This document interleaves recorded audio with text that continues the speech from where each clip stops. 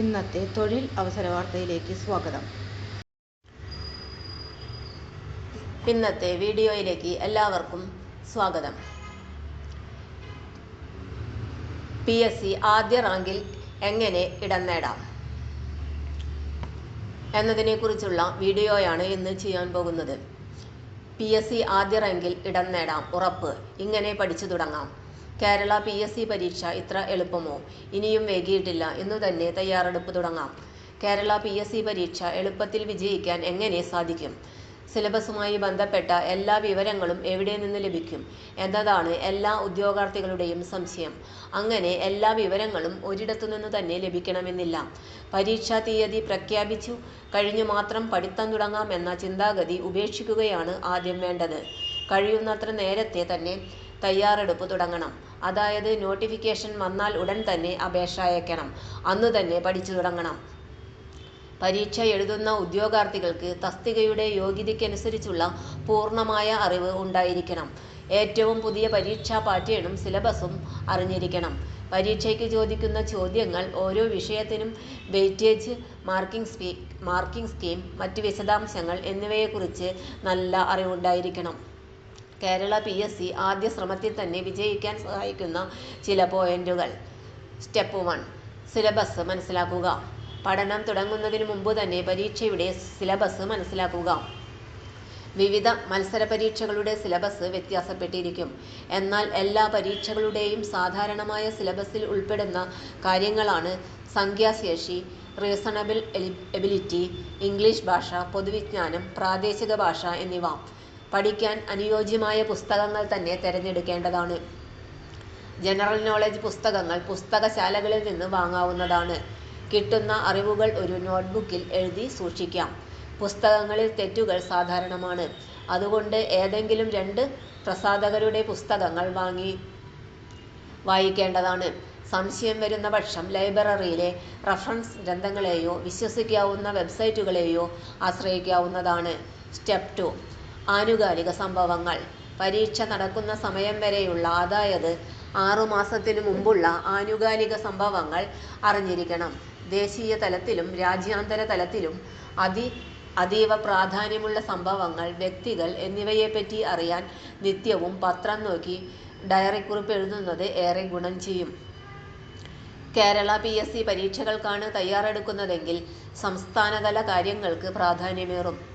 വാർത്തകൾ അവരവരുടേതായ രീതിയിൽ വിശകലനം ചെയ്താൽ പിന്നീട് ഇന്റർവ്യൂ, ഗ്രൂപ്പ് ചർച്ച എന്നിവയെ നേരിടാൻ എളുപ്പമായിരിക്കും.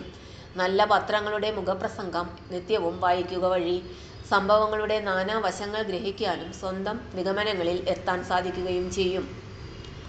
വാർത്തകളും അവയുമായി ബന്ധപ്പെട്ട വിവിധ അഭിപ്രായങ്ങളും സമഗ്ര വിശകലനവും മറ്റും the Week, India Today, Frontline, Outlook തുടങ്ങിയ മാഗസിനുകൾ വായിച്ചാൽ ലഭിക്കും. ആനുകാലിക സംഭവങ്ങൾ അപ്പപ്പോൾ അറിയാനും കാലിക പ്രസക്തിയുള്ള സംഭവങ്ങളെക്കുറിച്ചുള്ള വിശകലനങ്ങളും അഭിപ്രായങ്ങളും മനസ്സിലാക്കുവാനും TV ചാനലുകൾ കാണാം. BBC, CNN തുടങ്ങിയ നിലവാരമുള്ള വിദേശ ചാനലുകളിലെ വാർത്തകൾ കണ്ടാൽ അവിടത്തെ പ്രധാന വ്യക്തികളുടെ പേരുകൾ കൃത്യമായി ഉച്ചരിക്കാൻ കഴിയും. നിലവാരമുള്ള TV ചർച്ചകൾ വഴി ആഗോളതലത്തിലെ സംഭവങ്ങളെക്കുറിച്ചുള്ള വിവിധ അഭിപ്രായങ്ങളും ഗ്രഹിക്കാൻ കഴിയും. ഇത് നമ്മുടെ ബുദ്ധിയും യുക്തിയും ഉപയോഗിച്ച് വിലയിരുത്തി നിഗമനങ്ങളിലെത്തുന്നത് പിന്നീട് ഇന്റർവ്യൂ, ഗ്രൂപ്പ് ചർച്ച എന്നിവയിൽ ഉപകാരപ്പെടുന്നതാണ്. സ്റ്റെപ്പ് 3. മുൻവർഷത്തെ ചോദ്യങ്ങൾ പഠിക്കാം. മുൻവർഷത്തെ ചോദ്യങ്ങൾ പഠിക്കുന്നത് മൂലം പരീക്ഷയെ നന്നായി മനസ്സിലാക്കാൻ നിങ്ങളെ സഹായിക്കുന്നു. മിക്ക മത്സര പരീക്ഷകളിലും ചോദ്യങ്ങൾ ആവർത്തിച്ചു വരാറുണ്ട്.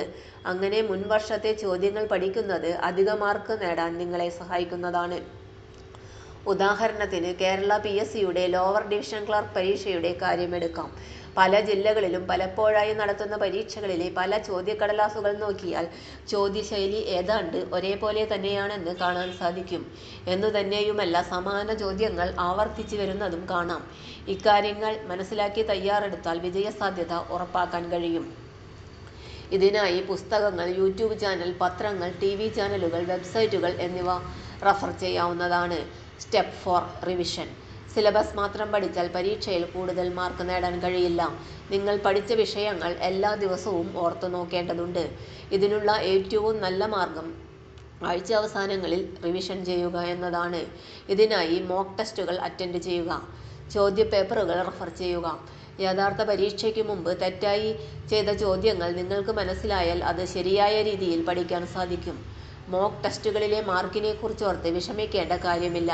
നിങ്ങളുടെ പഠന നിലവാരം കണക്കാക്കാൻ വേണ്ടി മാത്രമാണ് മോക്ക് ടെസ്റ്റുകൾ. മോക്ക് ടെസ്റ്റുകൾ ശരിയായ രീതിയിൽ വിശകലനം ചെയ്ത് തെറ്റുകൾ കണ്ടെത്തിയാൽ ആ തെറ്റുകൾ യഥാർത്ഥ പരീക്ഷയ്ക്ക് വരുത്താതിരിക്കാൻ കഴിയും. സ്റ്റെപ്പ് 5. എല്ലാ ദിവസവും പ്രാക്ടീസ് ചെയ്യാൻ പരമാവധി ശ്രമിക്കുക. എല്ലാ ദിവസവും മടിയില്ലാതെ പ്രാക്ടീസ് ചെയ്യണം. തുടർച്ചയായ പരിശീലനം കൊണ്ട് നിങ്ങൾക്ക് വിജയത്തിലെത്താൻ കഴിയും. എല്ലാ വിഷയങ്ങളിൽ നിന്നും കുറഞ്ഞത് 5 ചോദ്യങ്ങളെങ്കിലും ദിവസവും പഠിക്കുന്നത് വേഗത്തിൽ മുഴുവൻ സിലബസും പൂർത്തിയാക്കാൻ നിങ്ങളെ സഹായിക്കുന്നതാണ്. പഠിക്കാൻ നിങ്ങൾക്ക് ബുദ്ധിമുട്ടുള്ള പാഠഭാഗങ്ങൾ ആവർത്തിച്ച് പഠിക്കുക.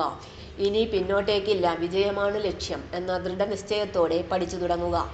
നിങ്ങളുടെ ഹൈസ്കൂൾ ക്ലാസ്സുകളിൽ നിങ്ങൾ പഠിച്ച വിഷയങ്ങളായ ഭൗതികശാസ്ത്രം, ബയോളജി, കെമിസ്ട്രി, ചരിത്രം, ഭൂമിശാസ്ത്രം, ഭരണഘടന, സാമ്പത്തിക ശാസ്ത്രം തുടങ്ങിയ വിഷയങ്ങൾ അടങ്ങിയതാണ് പൊതുവിജ്ഞാനം എന്ന ഒറ്റ സബ്ജക്റ്റ് എന്നറിയുക.